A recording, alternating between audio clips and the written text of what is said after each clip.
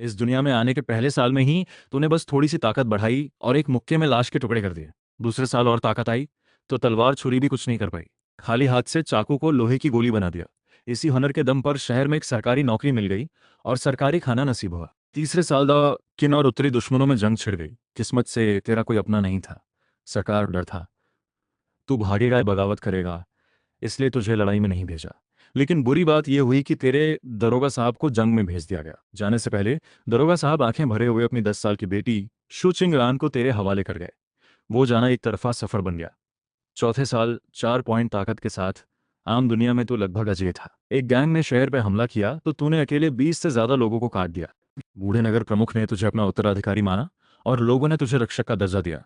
बस एक प्रॉब्लम था, जो गैंग के लोग तूने मारे उनमें से एक का नाम था ये यू, और उसका भाई ये फेंग 2 साल पहले एक इमॉर्टल संस्था में शामिल हो गया था। सुना है वो बदला जल्दी लेते हैं। अच्छी बात ये थी वो अभी अभी शामिल हुआ था, 20 साल तक वहां से उतर नहीं सकता।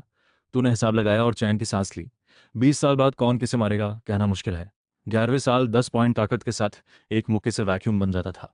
लगा कुछ अलग सा है तो 1 पॉइंट ची यानी आंतरिक ऊर्जा भी बढ़ा ली। उस साल चलना देखना मछली पकड़ना सब इतना आसान हो गया जैसे किस्मत का बेटा हो। 13वें साल एक साथ 2 खबरें आईं। बुरी खबर ये कि सामने की लड़ाई में हजारों लोगों के बाप मारे गए। वो छोटी बच्ची शुचिंगरन रो रोकर बेहाल हो गई। अच्छी खबर ये थी कि श्वनशाह सेक्ट के एक इमॉर्टल गुरु नीचे उतरे थे और उनका कहना था कि इस इलाके में कोई बड़े नसीब वाला है। तूने सोचा वो पर्सन तू है, पर टेस्ट में निकली शुचिंगरन। वो जाना नहीं चाहती थी क्योंकि उसे पता था तू जवान ही रहता है। उसने सोचा एक दिन तेरे साथ रहूंगी, इसलिए मॉडल सेक्ट में जाने को मान गई। एक ही शर्त थी कि तुझे भी साथ ले जाए। लेकिन गुरुजी ने तेरी जड़ें जांची और बस 4 वर्ड्स बोले, कोई नसीब नहीं, बेकार है। सेक्ट में ले जाना सिर्फ बोझ होगा। दरवाजा बंद हो गया। कॉम्पनसेशन में गुरु ने तुझसे कुछ मांगने को कहा। तूने कोई हथियार नहीं मांगा, बस पूछा क्या कोई ऐसी टेक्निक है जो उम्र के बदले पावर दे। लेकिन फिर भी उन्होंने एक किताब टर्टल ब्रीदिंग टेक्निक और 2 अजीब अंडे दे दिए। किताब में लिखा था 300 साल में गोल्डन कोर, 3000 में महायाना, 30,000 में सेंट लेवल, 3 लाख साल में उस वक्त के लिए इन्विंसिबल, और सबसे अच्छी बात 3 गुना उम्र जलाकर 3 गुना स्पीड से कल्टिवेट कर सकते हो। ये टेक्निक तेरे लिए ही बनी थी। जहां दूसरों को 300 साल लगते तुझे सिर्फ 100 साल। वक्त बीता, बूढ़े नगर प्रमुख रिटायर हो गए और तू नेचुरली नया नगर प्रमुख बन गया। तेरी स्टैट्स काफी इंप्रेसिव थीं। ताकत 20 पॉइंट, ची 6 पॉइंट, एक फूल की पंखुड़ी उड़ाकर 50 मीटर दूर पत्थर में छेद कर सकते थे। हाइकी की वजह से टर्टल ब्रीदिंग टेक्निक अब ग्रेट टर्टल ब्रीदिंग टेक्निक बन चुकी थी। तेरी नेम दूर दूर तक पहुंच गई। बेघर अनाथ, रिजेक्ट हुए टैलेंटेड लोग, टूटे हुए मेरिडियंस वाले, यानी हर तरह के मेन कैरेक्टर मटेरियल वाले लोग तेरे दरवाजे पर शिष्य बनने के लिए घुटने टेकने लगे। तूने सबको मना कर दिया। मजाक है क्या? इस तरह के लोग जिनके ऊपर कर्मा और दुश्मनी का ठप्पा लगा हो, एक भी उठाओ तो जिंदगी भर झंझट। तूने बस एक सवाल पूछा, क्या था किन में कोई और इमॉर्टल नहीं बचा? क्योंकि तुझे याद था जब तू पहली बार इस दुनिया में आया था तूने अपनी आंखों से देखा था एक इमॉर्टल ऊपर से उतरा था और एक पूरे पहाड़ को एक थप्पड़ में खत्म कर दिया था। इसीलिए तूने चुपचाप बैठकर कल्टीवेट करने का फैसला किया था। पर अब कोई नहीं। एक है, लेकिन वो कब से क्लोज डोर मेडिटेशन में है, दुनिया से कटा हुआ। अब सिर्फ तुझ पर डिपेंड कर सकते हैं। उससे बात करके पता चला ये दुनिया एक्चुअली सिर्फ मॉर्टल रेल्म है। असली कल्टीवेशन की दुनिया स्पिरिट रेल्म है। वहाँ के कल्टीवेटर्स अगर ज़बरदस्ती नीचे आए तो हेवन की फोर्स उन्हें दबाती है, इसलिए कम ही आते हैं। ये सुनकर तो समझ आ गया और थोड़ी खुशी भी हुई। इस दुनिया में कोई सीरियसली पावरफुल नहीं है। बस कुछ हजार साल तक चप बैठ जा तो इन्विंसिबल हो जाएगा। रही बात अभी की सिचुएशन की, भागना है डायरेक्टली। आखिर में एक झटके में गायब हो गया। लड़ाई, वो तो अलग का चार्ज है और बहुत डेंजरस भी। साफ मना कर दिया। कुछ दिन बाद शहर में बिना किसी रीजन के कुछ सूखी लाशें मिलने लगी। कुछ ऐसा ही कई दशक पहले भी हुआ था, तब ई यून डोविस ने इसे हैंडल किया था। पर इस बार यी यून टाविस की जगह उनका शव आया और एक लेटर। लेटर में लिखा था कि दुश्मन पहाड़ों में छिपा एक बड़ा सांप है जो ह्यूमंस की एनर्जी खाकर कल्टीवेशन कर रहा है। तूने लेटर देखा और आसपास के लोगों से पूछा, क्या तुमने कभी बॉन शान पेट्रियार्क का किस्सा सुना है? वो बूढ़ा पेट्रियार्क मैं ही था। उस रात अकेले पहाड़ में घुस गया। सांप की पूंछ जैसे दिखने वाले पहाड़ के सामने खड़े होकर 25 पॉइंट ताकत के साथ धीरे धीरे दाएं मुट्ठी उठाई और एक मुक्का मारा। धरती फट गई। पूरा पहाड़ एक झटके में चूर हो गया। मलबे में एक दर्जनों मीटर लंबा विशाल सांप अधमरा पड़ा था। सांप ने चिल्लाकर कहा, बस 100 और लोग चाहिए थे और मैं ड्रैगन था। तूने मेरा इमोर्टल पाथ तोड़ा। डिवाइन पनिशमेंट का डर नहीं क्या? तूने शांति से कहा, माफ करना, मैं इस दुनिया का हूं नहीं। इस दुनिया के हेवन का क्या लेना देना मुझसे? फिर एक और मुक्का मारा और सांप का खेल खत्म। उम्मीद नहीं थी, पर ची की वजह से सांप की बॉडी से एक ड्रैगन की एनर्जी मिल गई और लॉन्ग रेंज अटैक की क्षमता आ गई। तेरे हिसाब से तेरी बैटल पावर अब मेन स्टोरी लाइन के 8-9 लेवल के बराबर थी। अगले दिन लोगों ने देखा पहाड़ गायब, सबको डाउट हुआ तूने किया। उन्होंने एक नया नाम रख दिया, half step invincible. Half step इसलिए क्योंकि किसी ने तुझे असली इमॉर्टल से लड़ते नहीं देखा था। उस घटना के बाद गानपांग शहर में और भी मार्शल आर्ट्स वाले आ गए और धीरे धीरे शहर का नाम बदलकर लिटिल वुलन हो गया। पर तुझे इन सबसे ज्यादा मतलब नहीं था, लो प्रोफाइल भी नहीं रख सका। कुछ दशक क्लोज डोर कल्टीवेशन में गुजारे। बाहर बहुत कुछ बदल गया था। नया सम्राट आया, फ्रंट लाइन पीछे धकेल दी गई और लिटिल वुलन में एक असली मुसीबत आई। वही ये फेंग वापस आया, 30 साल पहले इमॉर्टल सेक्ट ज्वाइन करने वाला। 30 साल बाद वो अब सेक्ट का डिसाइपल था और उसका भाई लिटिल वुलन में मरा था। उसने 4 ग्रेट सेक्ट्स को फोर्स से दबाया और जब पता चला कि यहाँ एक ऐसा शख्स है जो इमॉर्टल्स जैसी पावर रखता है तो उसे कंफर्म हो गया, भाई को मारने वाला यही है। उसकी नज़र में ऐसे किसी को खत्म करना कोई बड़ी बात नहीं थी। तो 4 सेक्ट्स के लोग तेरे घर आए, तुझे जगाया। तेरी कल्टिवेशन के बाद पहली बार एक असली इमॉर्टल से मुकाबला होने वाला था। पर तुझे कोई घबराहट नहीं, मेहमान आया है दूर से, पहले 2 राउंड खेलते हैं, मार नहीं सका तो बाहर निकाल देंगे। तेरी स्टैट्स थी, ताकत 35 पॉइंट, तू किसी भी ऑर्डिनरी कल्टिवेटर से ऊपर था। हवा में तैरते ये फेंग ने अकड़ के साथ पूछा, क्या तूने मेरे भाई को मारा और मेरे डिसाइपल को वेस्ट किया? उसे मारा?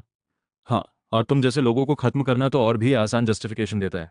ये फेंग ने बकवास छोड़ी, हाथ उठाया और एक फ्लाइंग सोर्ड छोड़ दिया। सबकी नजरों में तूने बस 2 उंगलियां बढ़ाई और उस फ्लाइंग सोर्ड को हल्के से थाम लिया। फिर उंगली मोड़ी और भयानक रिएक्शन फोर्स ने ये फेंग को सैकड़ों मीटर दूर उड़ा दिया। तूने हल्के से कहा, यही है इनमॉर्टल कल्टिवेशन? थोड़ी निराशा हुई इस बात से, ये फेंग का ईगो चूर हो गया। उसने अपना लाइफ ट्रेजर निकाला और तुझे उससे घेरने की कोशिश की। तूने हाथ उठाया, सुनहरी ड्रैगन एनर्जी गरजी और उसकी सारी फ्लाइंग सोर्ड्स एक पल में चूर हो गईं। अब देख असली पावर क्या होती है। तूने हवा में एक उंगली घुमाई, एयर ब्लास्ट हुई, धरती हिली और ये फेंग उस एनर्जी वेव में धूल बन गया। एक उंगली में गॉर्जेस तोड़ दिए, पहाड़ मिटा दिए। एक इमॉर्टल को एक पल में खत्म होते देखकर सभी मार्शल आर्टिस्ट के रीढ़ में सिहरन दौड़ गई। किसी की सांस नहीं निकल रही थी। तूने उन सबको देखा और पूछा, तुम लोग ये फेंग के सेक्ट के बारे में कितना जानते हो? ये फेंग श्वान ही सेक्ट का डिसाइपल था जो 80 ली दूर था। इमॉर्टल बनने से पहले भी वो कई गलत काम कर चुका था, फिर भी सेक्ट ने उसे एक्सेप्ट किया। दाकिन में वो इकलौता कल्टिवेटर था जो मॉडल रेल में रहता था। नियमों के हिसाब से वो 100 साल के क्लोज डोर मेडिटेशन में है।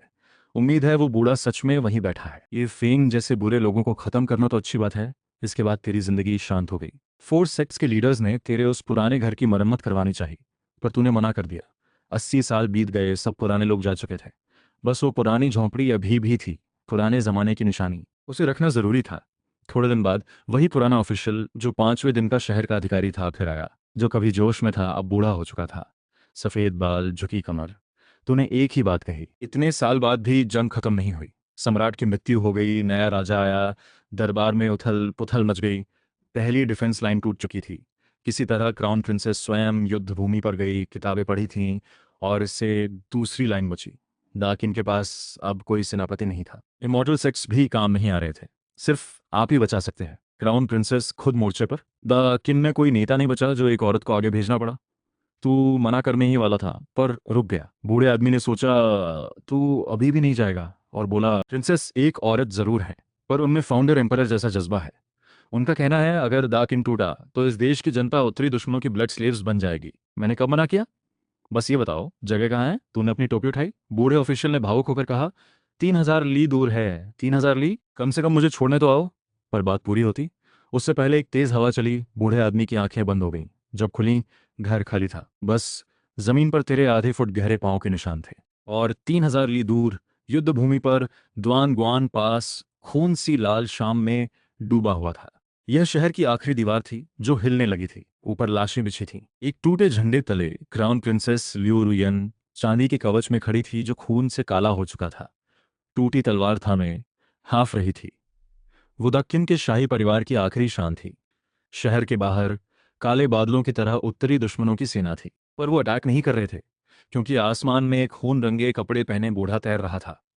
उसके हाथ में एक भयानक वेपन था जिसमें हजारों आत्माओं की चीखें थीं। वो सिनिस्टरली हंसते हुए बोला, छोटी खूबसूरत, मैं चीयू सेट का एल्डर हूँ। तेरी थोड़ी स्पिरिचुअल रूट्स दिखती हैं। मेरी डिसाइपल बन जा तो दाकिन की रॉयल फैमिली को एक नस्ल बाकी रहने देता हूँ, वरना आज शहर कत्लेआम में डूबेगा। इस गंदे सेट के सामने दाकिन में सिर्फ वो प्रिंसेसेस होती हैं जो लड़ते लड़ते मरती हैं, झुककर नहीं। बूढ़े ने ठंडी नजर से देखा और अपना वेपन चलाया। एक पल में काली आत्माएं एक विशाल गोस्ट हैंड बनकर शहर की दीवार पर पटने के लिए आईं। ये एक महायाना लेवल की टेक्निक थी। इसके सामने कोई भी इंसानी सेना पल में राख हो जाती। लिऊ रू यान ने बंद आंखों से सोचा, बस एक कदम और था दीवार बचाने का। पर अब एक कल्टीवेटर खुद उतर आया। दाके नहारा, सब खत्म। तभी उस नाजुक पल में आसमान से एक तेज आवाज आई। सबकी नजरें ऊपर उठी।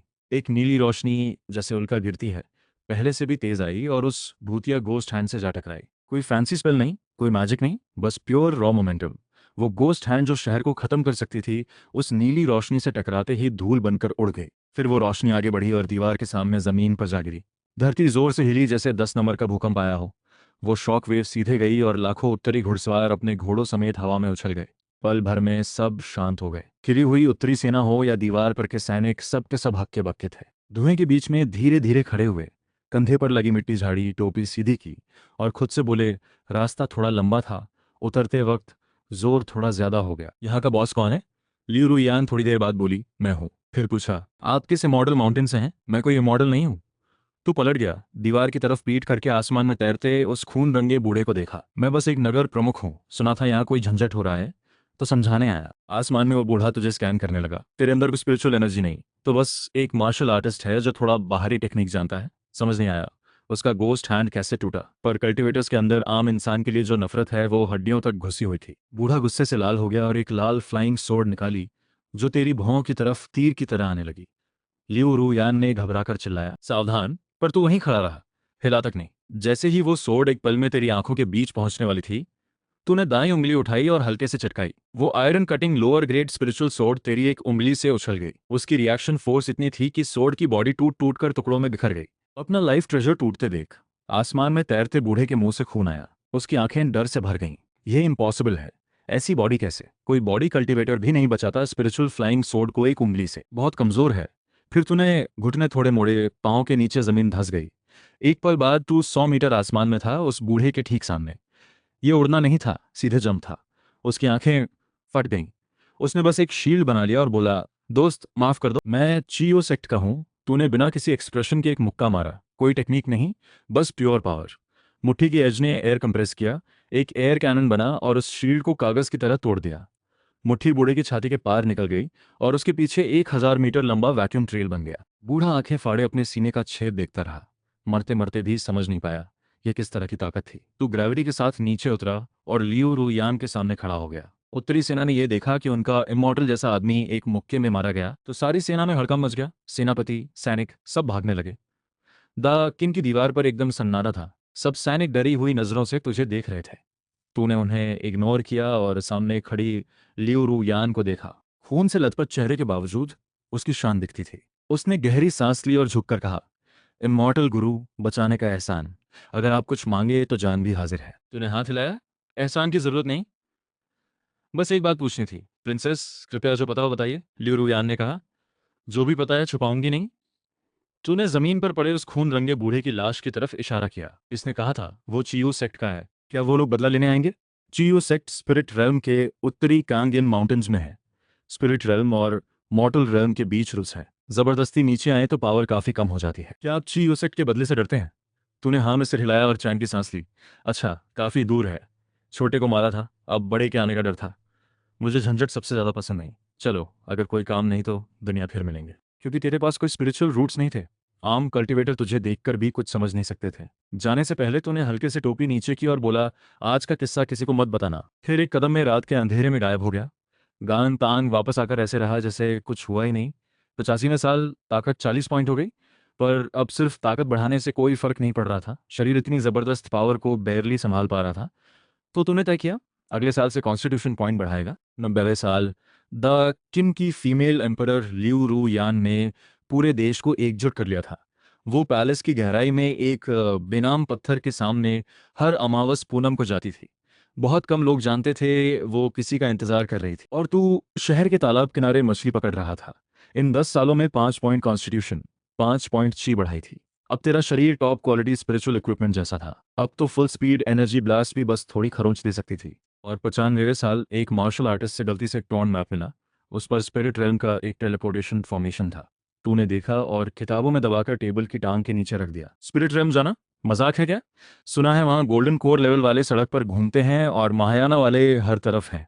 यहाँ तो कुछ भी है, वहां जाते ही कुचला जाने वाला कीड़ा। नहीं जाना, मरकर भी नहीं। तुझे पता नहीं था उस वक्त तू सिर्फ फिजिकल स्ट्रेंथ से किसी भी नासेंट सोल को खत्म कर सकता था। 100वें साल गान तान के पुराने लोग एक एक करके जाते रहे, अब तू ही सबसे पुराना था। पर चेहरा अभी भी 20 साल का। झंझट से बचने के लिए खुद पर थोड़ी दाढ़ी मूछ बना ली, मिडिल एज्ड मैन बन गया। उस दिन शहर में एक खूबसूरत और शानदार कपड़े पहनी औरत आई। एक नजर में पहचान गया, वो फीमेल एम्परर ल्यू रुयान थी। 20 साल बीत गए थे, चेहरे पर थकान के निशान थे। वो जानती थी तो झंझट से डरता है, इसीलिए 20 साल तक नहीं ढूंढा। पर अब वो रिटायर हो चुकी थी, खुद यहाँ तक चल कर आई। क्या मैं एक कप चाय पी सकती हूँ? आ जाओ, अभी अभी बनाई थी। उसने पुराने एहसान का जिक्र नहीं किया, तूने भी नहीं किया। बस पुराने दोस्तों की तरह बातें हुई, शहर की फसल के बारे में, पड़ोसी के घर की बिल्ली के बारे में। उस पल वो दबंग फीमेल एम्परर नहीं थी, और तू भी कोई महान हस्ती नहीं था। बाद में वो सब मर गए। जोफे के चेहरे पर से मुस्कान गायब हो गई। पल भर बाद उसकी आस्तीन से 3 एंटीक ब्रॉन्ज फेट लॉक्स निकले। वो बड़े होते गए, पूरे इलाके का एक फेट ग्रिड बन गया। ऊपर हेवन फेट पैटर्न्स चमकने लगी। ये तियान मिंग पवेलियन का फेमस टेक्निक था, लोगों की फॉर्चून पकड़कर उनकी डेस्टिनी बदल दो। फोंग क्याओ टाउन का आसमान एकदम काला हो गया। लोगों को लगा जैसे आत्मा भी खींचने लगी। शुचिंग रान उठकर तेरे पास आई और धीरे से बोली, गुरु सावधान, यह असली फे। उस पल तुम दोनों बस दो लोग थे जो वक्त के उस मोड़ पर मिले थे। इसके बाद लियू रु यान शहर में रहने लगी।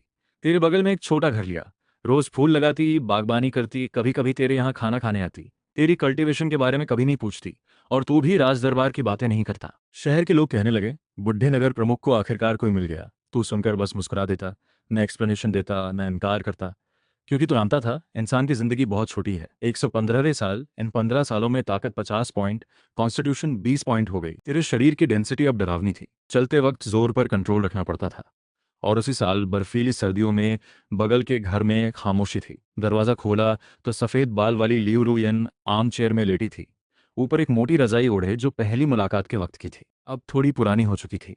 उसने तुझे देखा, धुंधली आंखों में एक लड़की जैसी मुस्कान आई। गुरु, यह चाय 15 साल पी, बस इतना काफी है। कांपते हाथों से उसने अपनी अंगिया से एक वार्म जेड पेंडेंट निकाला। ये दा किन शाही परिवार की सबसे ऊंची सीक्रेट मेडिसिन थी। उस दिन मैंने न सिर्फ देश के लिए लड़ी थी, बल्कि इसलिए भी क्योंकि मैं जानती थी आपको झंझट पसंद नहीं। जब तक द किन है, कोई तुच्छ इंसान गान तांग को तंग नहीं करेगा।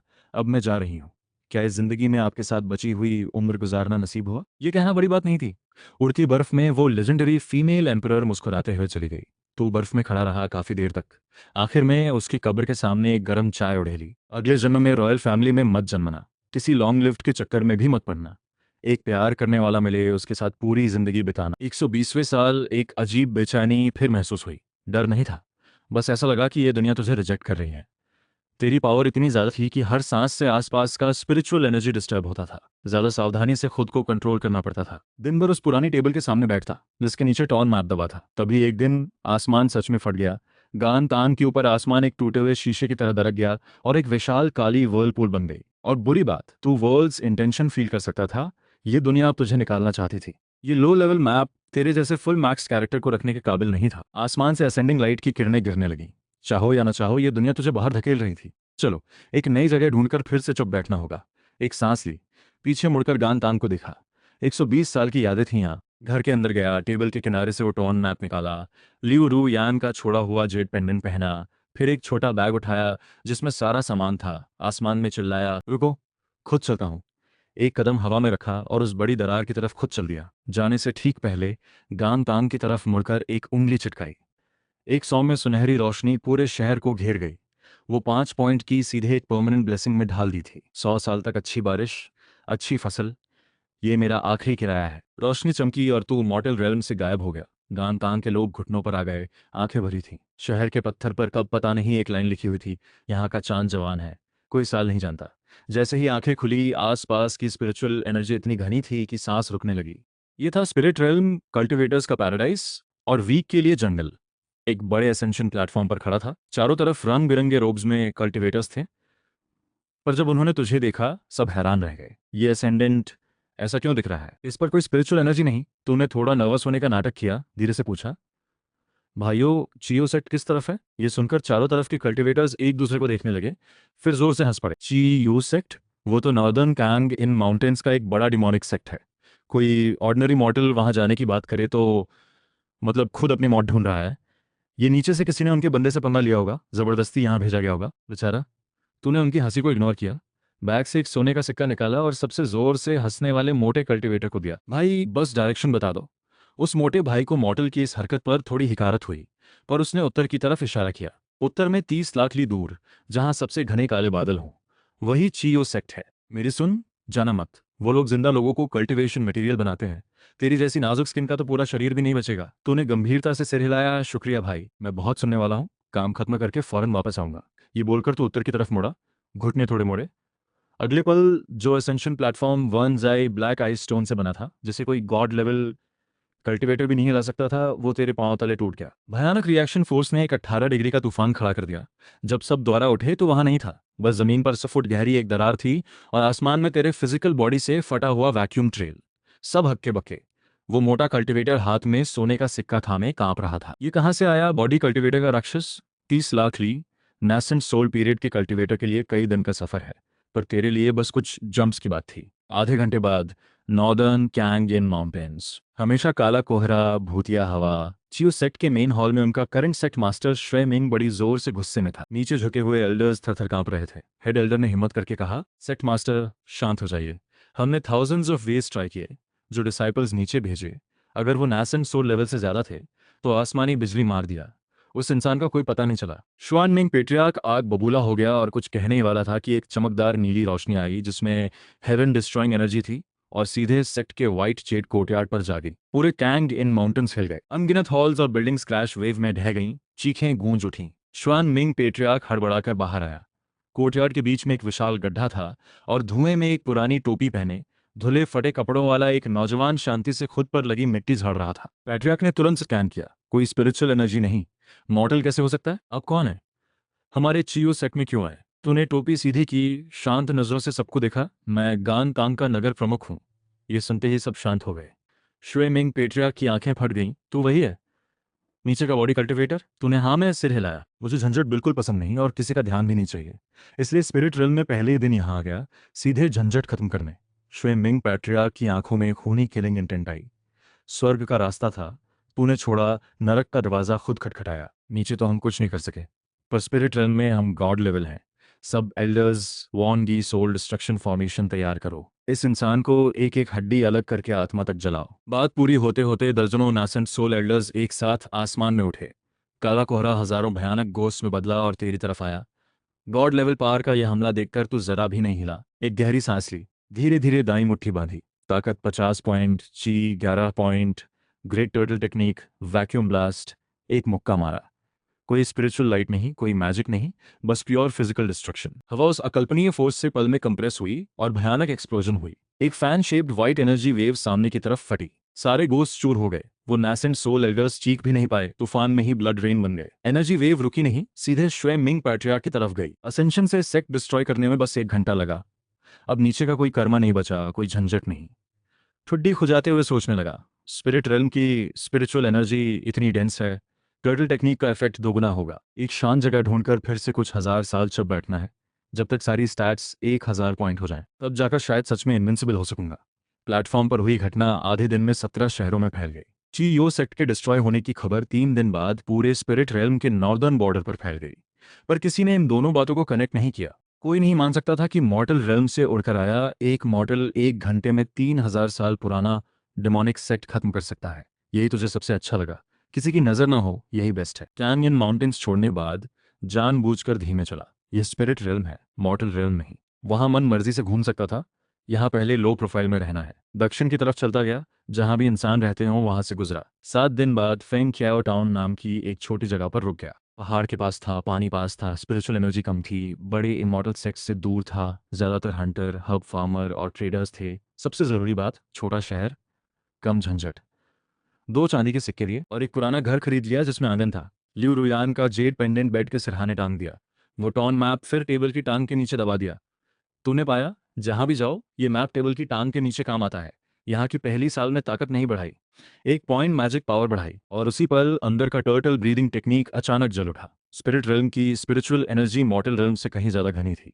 पहली बार अंदर एक असली अपनी स्पिरिचुअल सोर्स फील हुई। वो कमजोर थी, शायद कोई बिगिनर कल्टिवेटर भी उसे नजरअंदाज करता, पर तेरे लिए इसका मतलब बहुत बड़ा था, क्योंकि अब तू सिर्फ बड़ी मुट्ठी वाला नगर प्रमुख नहीं था, अब तू बड़ी मुट्ठी वाला मैजिक फिजिकल ड्यूअल कल्टीवेटर नगर प्रमुख था। दूसरे साल एक और मैजिक पावर पॉइंट बढ़ाई, turtle breathing technique spirit rail में और इवॉल्व हुई।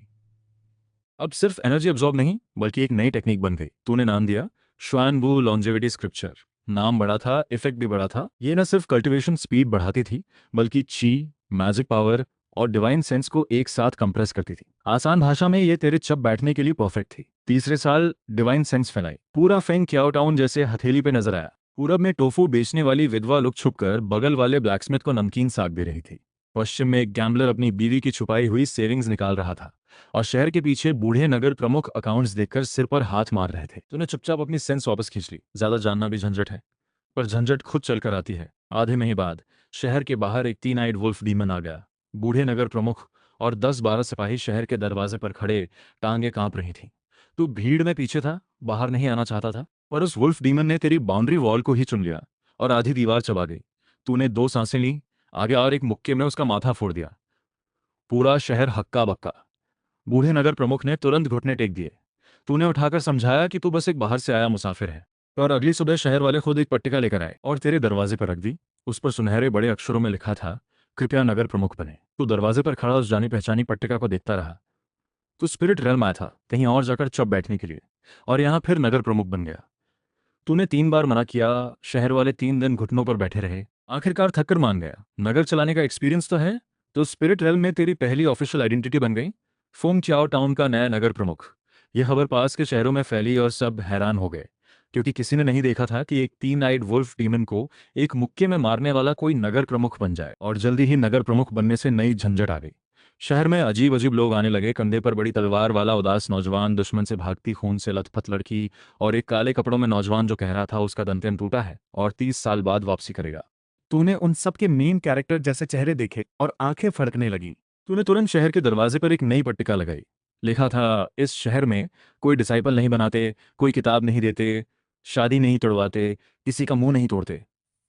लोग सोचते रहे इसका मतलब क्या है, बस तू जानता था ये कितनी इंपॉर्टेंट रूल है। पर मेन कैरेक्टर टाइप्स के ऊपर रूल्स यूजुअली काम नहीं करते। स्पिरिट रेल्म के 5वें साल एक वाइट कपड़े में एक औरत आई। वो जब शहर में दाखिल हुई, बर्फ गिर रही थी। सड़क पर सब उसे देखते रह गए, क्योंकि वो बहुत खूबसूरत थी और बहुत पुरानी भी। पीछे 8 ताकतवर बॉडीगार्ड्स थे। शहर के मार्शल आर्टिस्ट ने जान लिया, श्वान शॉ सेक्ट की सेंट डॉटर शू शिनरान। तो आंगन में लकड़ी काट रहा था। ये नाम सुनते ही हाथ में कुल्हाड़ी पहली बार हिचकिचाई। थोड़ी देर बाद दरवाजा हल्के से खटखटाया गया। बाहर से एक जानी पहचानी पर अजनबी सी आवाज आई, गुरु, क्या मैं एक कप चाय पी सकती हूँ?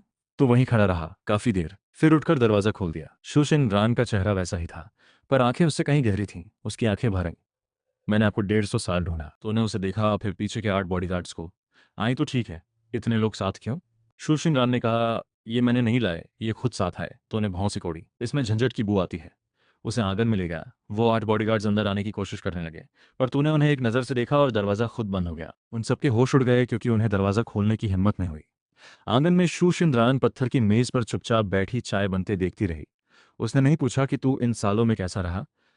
तूने भी नहीं पूछा कि वो मॉर्टल रेल्म से कैसे आई, क्योंकि तुम दोनों जानते थे वो 150 साल आसान नहीं रहे। चाय बनी, शू शिंद्रान ने कप उठाया और धीरे से बोली, गुरु, अभी भी वैसे ही हो। हाँ, पहले सिर्फ तुम्हारी झंझट होती थी, अब स्पिरिट रेल्म की भी आने लगी है। शुशिन रान हंस पड़ी। ये हंसी बिल्कुल उस 10 साल की रोती बच्ची जैसी थी जो तुझसे लिपट गई थी, पर हंसी पल भर में गुजर गई और थकान वापस आ गई। गुरु, मैं आपसे मदद मांगने आई हूँ। श्वानशॉ सेक्ट में कुछ गड़बड़ हुई। जो पेट्रियार्क 30 साल पहले क्लोज डोर में गए, उनकी जगह नए सेक्ट मास्टर ने सेंट्रल स्टेट के तियान मिंग पवेलियन से हाथ मिलाया है। वो मेरी स्पिरिचुअल एनर्जी से एक एंशिएंट टूम खोलना चाहते हैं। अगर मैं मना करूं तो श्वानशाओ सेक्ट के सब लोग। तूने थोड़ी देर चुप रहकर एक सांस ली। जानता था मेन कैरेक्टर वाला ठप्पा लगते ही झंझट आती है। गुरु, क्या दरवाजा खोलने पर अफसोस है? थोड़ा है, पर ज्यादा नहीं। शू चैन रन ने सिर झुकाया, पर मुंह के कोने पर मुस्कान थी। वो जानती थी इसका मतलब है अफसोस नहीं है। तभी बाहर से एक ठंडी आवाज आई, सेंट डॉटर को आदेश है, तुरंत सेक्ट वापस चलो। इस अनजान इंसान के साथ और रहोगी तो हम तुम्हें छोड़ेंगे नहीं। चाय अभी खत्म नहीं हुई और तकादा आ गया। वो पहले से यहाँ थे। तूने, हाँ, मैं सिर हिलाया, चाय का कप रखा। झंझट आती है तो साथ में प्रॉब्लम भी आती है, बिल्कुल सही। तीसरे दिन दोपहर को तियान मिंग पवेलियन के लोग आए। एक काले कपड़े वाला मिडिल एज्ड आदमी। उसने डायरेक्टली अटैक नहीं किया, क्योंकि वो श्वान शाओ सेक्ट वालों से ज्यादा कॉशियस था। 3 लीड दूर खड़े होकर झुककर बोला, मैं टियाननिंग पवेलियन का जोफे हूँ। शू चिंगरान के पास एक डिवाइन कॉन्ट्रैक्ट है जो एक एंशिएंट टूम खोल सकती है। वो उसका कॉन्ट्रैक्ट है, तुम्हारा नहीं। दोस्त, क्या तुम टियाननिंग पवेलियन से दुश्मनी लेना चाहते हो? पहले नहीं चाहता था, और तुम मेरे घर के सामने आकर यह बात बोल रहे हो तो अब ले लिया। बाहर खामोशी छा गई। जोफे को उम्मीद नहीं थी तो इतना डायरेक्टली बोलेगा। थोड़ी देर बाद वो हंसा। तुम्हारी हिम्मत की दाद देता हूँ। टियान मिंग पवेलियन 70,000 साल से खड़ा है। हमारे पास कितने ही फ्यूजन स्टेज मास्टर्स हैं। क्या तुम सच में हेवन से लड़ोगे? तूने यह सुनकर आसमान की तरफ देखा। जब मैं मॉर्टल रेल्म में था तब भी किसी ने ऐसा ही कहा था। तूने हाँ में सिर हिलाया, फिर हाथ उठाकर हवा में एक फेट लाइन पकड़ ली। जोफे की आंखें फट गईं। वो फेट लाइंस इनविजिबल थीं, डिवाइन सेंस से ही देखी जा सकती थीं, पर तू उन्हें रस्सी की तरह खींच रहा था। तो यही है डेस्टिनी। 2 पल देखा, लगा थोड़ी कमजोर है। हाथ में जोर लगाया, तब पूरा फेट ग्रिड टूट गया। जोफे को ऐसे लगा जैसे बिजली लगी, मुंह से खून आया। यह इम्पॉसिबल है, फेट ट्री को भी छू भी नहीं सकता। तूने हाथ झाड़ा। अच्छा, तो ची और फेट एनर्जी ऐसे यूज होती है? जोफे का दिल ठंडा हो गया। उसे अचानक एहसास हुआ कि तू उसकी टेक्निक ब्लॉक नहीं कर रहा था, बल्कि उसे सीख रहा था। जो इंसान पहली बार फेट ट्री देखे और उसी में से फेट लाइन निकाल ले, ये तो किसी मॉन्स्टर से भी ऊपर है। ये तो ट्रू जीनियस है। वो रुक नहीं सकता था। भागने की कोशिश की, डिवाइन टेक्निक यूज करने लगा। तू वहीं बैठा रहा, बस एक उंगली चिटकाई। एक इनविजिबल ची वेव 3 ली का फासला पार कर गई। जोफे अपने ओरिजिनल सोल, फेट डिस्क और सारे प्रोटेक्टिव ट्रेजर्स समेत हवा में उड़ा और पूरी तरह खाक हो गया। उस दिन के बाद फैंग ख्याओ टाउन एकदम शांत हो गया। कोई पास भी नहीं आया। उड़ते पक्षी भी रास्ता बदल लेते थे। तुझे कुछ दिन की असली शांति मिली, पर तू जानता था यह ज्यादा नहीं चलेगी। जोफे मरने से पहले खबर सेंट्रल स्टेट भेज चुका था। सही में आधे महीने बाद तियान मिंग पवेलियन के 3 ग्रैंड मास्टर्स ने एक साथ डिविनेशन शुरू की। तुझे ढूंढना था, तेरी ओरिजिन जाननी थी, तेरी और शू शिनरान की फेट जान थी। पहले ग्रैंड मास्टर ने ढूंढना शुरू किया। एक ब्लैंक दिखा और तुरंत नाक मुंह से खून बहने लगा। दूसरे ने बाउंड्री आउटसाइड। ये 2 वर्ड्स निकलते निकलते जमीन पर चूर हो गए। तीसरा सबसे बुरा हुआ। उसने जबरदस्ती गान टैंग टाउन तक पहुंचा। एक स्टोन स्लैब दिखा जिस पर लिखा था यहाँ कोई इटर्नल नहीं। फिर वो पागल हो गया। तियान मिंग पेविलियन में हड़कंप मच गया। पेविलियन मास्टर ने खुद ऑर्डर दिया, इस वूसुई को न ढूंढो, न छेड़ो, न उसके इलाके में जाओ। जो नहीं माना उसे पेविलियन से निकाल दो। ये लोग आखिर स्मार्ट निकले। चैन की सांस आई। शुचिंग रान तेरे सामने बैठी तुझे धीरे धीरे चाय भरते देख रही थी। तूने शाम की तरफ देखा। शुचिंग रान ने धीरे से पूछा, गुरु, आगे क्या करोगे? पहले यहीं रहूंगा कुछ साल और स्टार्ट्स पढ़ाऊंगा। जब इतना स्ट्रांग हो जाऊं कि कोई हमें छू भी ना सके तब और आराम से रहूंगा। और मैं? तूने उसे देखा। रहना चाहती हो तो रहो, पर पहले क्लियर कर दूं, यहाँ कोई डिसाइपल नहीं बनाता और कोई सैंड डॉटर भी नहीं। शुचिंग रैन की आंखें पलकें झपकी। तो रखते क्या हो? तूने सोचा एक मुफ्त खाना खाने वाला रख सकते हैं। एक पल के लिए रुकी, फिर हल्के से हंस पड़ी। स्पिरिट रेल में आने के बाद ये उसकी सबसे हल्की हंसी थी। और जल्द ही फेंगक्याओ टाउन में एक नई बात फैल गई। सुना, नगर प्रमुख के पास वो वाइट कपड़े वाली लड़की बड़े घर की है, पर नगर प्रमुख के सामने एकदम शांत छोटी बहू जैसी। बहू? नगर प्रमुख ने तो जवानी में काम किया। तुझे ये सुनकर चाय गले में अटकी। बाद में एक्सप्लेन करने की सोची, पर फिर छोड़ दिया। लोगों की बातें रोकी नहीं जाती। जितना उन्हें गेस कराओ कि तू कोई एंशिएंट बॉडी कल्टिवेटर है, उससे बेहतर है वो सोचें तुझे बुढ़ापे में प्यार हुआ। स्पिरिट रन के 10वें साल, ताकत 55 point, constitution 25 point, magic power 5 point. तेरी डिवाइन सेंस अब 10,000 ली तक फैल सकती थी। और उस रात आंगन में अभ्यास करते करते बस यूं ही आसमान में एक मुक्का मार दिया। 10 लाख ली दूर एक छोटा उल्कापन चूर हो गया। आसमान में वो एक्सप्लोजन देखकर थोड़ी देर के लिए सोच में डूब गया। बुरा हुआ, फिर से थोड़ा ज्यादा स्ट्रांग हो गया। शू क्यान बरामदे में खड़ी तुझे देख रही थी। गुरु, ये बात थोड़ी पिटाई वाली लग रही है। तूने सच में सोचा है क्या? तो आगे से कम बोलूंगा। पर शांति ज्यादा नहीं चली। सेंट्रल स्टेट से एक बड़ी खबर पूरे स्पिरिट रेल में फैल गई। एक एंशियंट टूम की एम्प्रेस पहले से जाग उठी और टूम खोलने की एक की शू शीन रान की बॉडी में थी। साथ ही Tian Ming pavilion, Dahuang secret land, Wan Yao mountain और वोलियांग सोर्ड सेट चारों ने एक साथ ऑर्डर दिया। जो शू शीन रान का पता दे उसे एक होली वेपन, जो उन्हें पकड़ कर लाए उसे एक पूरा इलाका मिलेगा। पूरा स्पिरिट रेल्म हिल गया। तूने शहर के दरवाजे पर लगे वांटेड पोस्टर को देखा, देर तक चुप रहा। फिर शूशिन रान की तरफ मुड़ा। देखो, मेन कैरेक्टर का टैग लगा तो झंझट जिंदगी भर। शूशिन रान ने होठ दबाए। अब क्या करोगे? तूने झुककर वो पोस्टर उखाड़ा, उसे गोल गोल मोड़ा और आग में फेंक दिया। आग की रोशनी तेरे चेहरे पर पड़ी, जो एकदम शांत था। क्या करूं? ये हमें ढूंढना चाहते हैं ना, तो ढूंढने ना दो। तू उठा, कपड़ों की धूल झाड़ी। शुशन रान भी तुरंत उठ गई। एक कदम रखा, जमीन में एक गहरा निशान, और दृश्य पलक झपकते बदलने लगे। सेंट्रल स्टेट बड़ा है। इमॉर्टल कल्टिवेटर्स के लिए पूरी जिंदगी भी कम पड़ती है, पर तेरे लिए बस कुछ जंप्स। आधे घंटे बाद तुम दोनों टियानमिंग पेविलियन के गेट के बाहर थे। पहाड़ों का एक बड़ा क्लस्टर था, 99 फ्लोटिंग प्लेटफॉर्म्स थे, क्लाउड्स के ऊपर उठे हुए। सच में एक इमॉर्टल का माहौल था। गेट खुला था, कोई आरे नहीं, कोई एम्बुश नहीं, कोई किलिंग इंटेंट नहीं। बस एक सफेद बालों वाला बूढ़ा अकेला खड़ा था। शुचीन रन ने उसे एक नज़र में पहचाना। ये तियानमिंग पवेलियन के पवेलियन मास्टर लिन सेन है। भागे क्यों नहीं? लिन सेन ने कड़वी हंसी से कहा, क्योंकि मैंने एक पेज डिविनेशन किया और एक बात पता चली, आपसे तेज कोई नहीं भाग सकता। तूने डायरेक्टली पूछा, यह प्लान किसने बनाया? लिन सेन ने थोड़ी देर सोचा, फिर सच बोला, द हुआंग सीक्रेट लैंड ने सजेस्ट किया, वान याओ माउंटेन ने एग्री किया, वुलियांग सोर्ट सेक्ट ने हाँ की, और तियानमिंग पवेलियन को पार्टिसिपेट करना पड़ा। सबको लगा शू चिंग रैन टूम खोलने की है, पर एक्चुअली? लिनसिन ने सिर उठाया, नजरें बड़ी उलझी हुई थीं। वो की जरूर है, पर टूम को जल्दी जगाने वाले तुम हो। शू किन रैन की एक्सप्रेशन बदल गई। तू ज्यादा सरप्राइज नहीं था? और बताओ? लिनसेन ने गहरी सांस ली। वो एंशियंट टूम किसी डेड पर्सन में नहीं था। उसमें एक बीइंग है जो बाउंड्री के बाहर से गिरी थी। मरने से पहले उसने इस पूरी जमीन को पॉल्यूट कर दिया था। स्पिरिट रेल्म के इमॉर्टल से मिलकर उसे दबाया और ऊपर टूम की एक लेयर चढ़ाई। अब सील लूज हो रहा है। जो लोग उसे खोलने जाएंगे वो शायद ट्रेजर नहीं, बल्कि प्रॉब्लम पाएंगे। तूने प्रॉब्लम शब्द सुना तो पूरी तरह सीरियस हो गया। सील कब खुलेगा? आज रात। जगह? कैंग सी गुइशु गेट। तूने हाँ में सिर हिलाया। लिन सेन ने थोड़ा रुककर कहा, वो सुई फ्रेंड, आज वहां बहुत बड़े बड़े लोग आएंगे। The Hong sacred lord, Wan Yao mountain lord, Wu Liang sword sect master, और कई ओल्ड मॉन्स्टर्स जो सालों से बंद थे। सब आएंगे। हो सकता है वो तुम्हारे ओपोनेंट ना हो, पर गीशु गेट के पीछे क्या है शायद वो खुद भी नहीं जानते। कोई बात नहीं, जो चीज खतरनाक हो मैं जाकर देखता हूँ। तियानमिंग पवेलियन छोड़ने के बाद रुके नहीं। कांग सी सेंट्रल स्टेट के सबसे पूर्व में था। पहुंचते पहुंचते रात हो गई। पूरा समुद्र एक बड़े काले ताबूत जैसा था। बीच में एक विशाल काला एंशियंट गेट था, 1 करोड़ फुट ऊंचा, एंशियंट स्क्रिप्ट से भरा। चारों फोर्सेस पहले से थीं। पूर्व में तियान मिंग पवेलियन के लोग थे, पर सब बहुत दूर खड़े थे। साफ था कि सिर्फ देखने आए थे। पश्चिम में दाहुआंग सेक्रेड लैंड था, डिवाइन लाइट हर तरफ। दक्षिण में वू लियांग सोर्ड सेक्ट था। सोर्ड एनर्जी से समुद्र में सैकड़ों दरारें थीं। उत्तर में वानयाओ माउंटेन के बड़े डीमंस थे। आसमान में फैले हुए चांद भी छुप गया था। इनके अलावा अनगिनत रोक कल्टिवेटर्स थे, ओल्ड इविल मास्टर्स थे, मैजिक सेक्ट्स के लोग अंधेरे में छुपे थे। सब गेट खुलने का इंतजार कर रहे थे। जैसे ही तुम दोनों आए, पूरे समुद्र में एकदम खामोशी। आ गया। ये सच में आ गया। एक मॉर्टल रेल्म से आया मॉन्स्टर, देखते हैं कब तक अकड़ता है। हवा ठंडी थी। तूने नीचे उठते काले पानी को देखा। यहाँ का वस्तु अच्छा नहीं है। सुशीन रान ने धीरे से पूछा, गुरु, वो सब लोगों की बात कर रहे हैं? तूने सिर हिलाया। नहीं, गेट के पीछे जो है उसकी बात कर रहा हूँ। तभी दाहोंग सेक्रेड लैंड की तरफ से एक सुनहरी रोशनी उठी।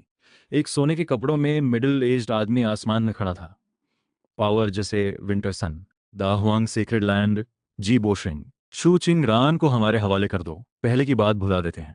तूने एक नज़र उस पर डाली। पूरी जगह शांत। तुम कौन होते हो? जी बोशिंग का माथे पर नस आई। क्या तुम सच में पूरी दुनिया से लड़ोगे? तूने सच में सोचा? मैं बस बात करने आया था, पर तुम लोगों का लहजा मुझे पसंद नहीं, इसलिए अब बात नहीं करनी। जीबो सिंह ने गुस्से में हाथ उठाया और एक बड़ा डिवाइन कॉल्ड्रन आसमान से उतरा। इतना ह्यूज था कि आसमान की स्पिरिचुअल एनर्जी कोलैप्स होने लगी। समुद्र भी 10 फुट नीचे चला गया। किसी ने चौंक कर कहा, हुआंग तियान डिंग, दहांग का ट्रू सीक्रेट वेपन। ये गिरा तो पूरी दुनिया उलट जाएगी। तू वहीं खड़ा रहा, हटा नहीं। बस दाएं हथेली ऊपर की और उस कॉल्ड्रन को रोक दिया। एक धमाका हुआ। समुद्र में 1000 फुट की लहरें उठीं, पर तेरा एक पांव भी नहीं हिला। सब फ्रोजन। जीबो शेंग का चेहरा पीला पड़ गया। ये इम्पॉसिबल है। तूने कॉल्ड्रन को ठकठकाया, सिर हिलाया। मजबूत है। अगले पल पांचों उंगलियां थोड़ी बंद हुई।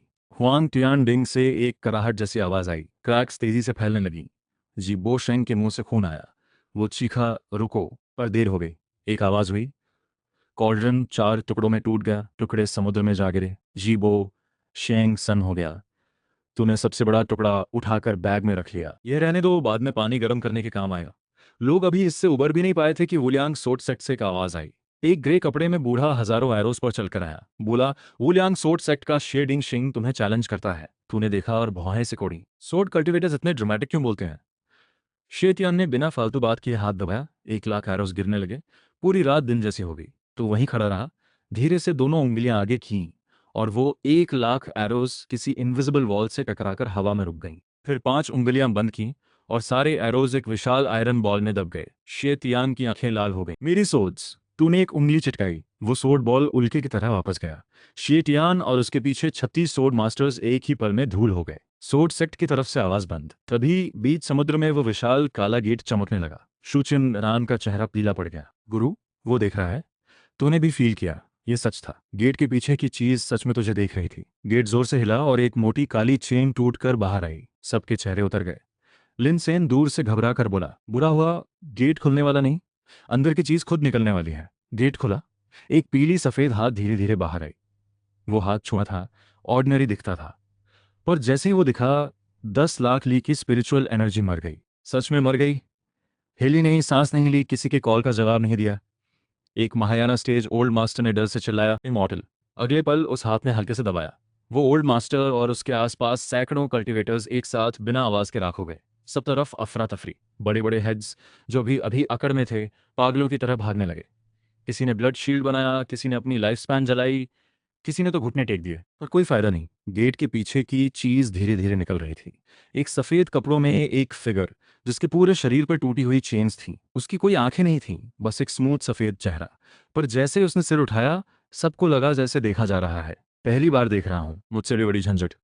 वो सफेद फिगर ने धीरे से हाथ उठाया और तेरी तरफ इशारा किया। पल में एक ऐसा डेंजर फील हुआ जो पहले कभी नहीं था। तेरे पाँव के नीचे स्पेस धंसने लगी। खून उल्टी दिशा में जाने लगा। श्वान, वो लॉन्ग लाइफ स्क्रिप्चर के अंदर से एक ऐसी आवाज आई जो पहले कभी नहीं आई। तूने अपना हाथ देखा, उस पर एक बारीक सी खरोंच थी। स्पिरिट रेल्म में इतने साल बाद पहली बार किसी ने मेरी स्किन खींची। वो सफेद फिगर ने जवाब नहीं दिया, वो बस आगे बढ़ा। एक कदम में कांग डाई सी इवापरेट होने लगा। फॉग की लेयर्स उठने लगी। जो भी कल्टिवेटर्स अभी भागने की कोशिश कर रहे थे, उनमें से ज्यादातर उस वाइट लाइट में बिना ट्रेस के गायब हो गए। वो कंप्लीटली गेट के बाहर आ गया। पूरी दुनिया क्रैक होने लगी। आसमान में एक बड़ी काली दरार आई, जैसे पूरा स्पिरिट रेल्म फट रहा हो।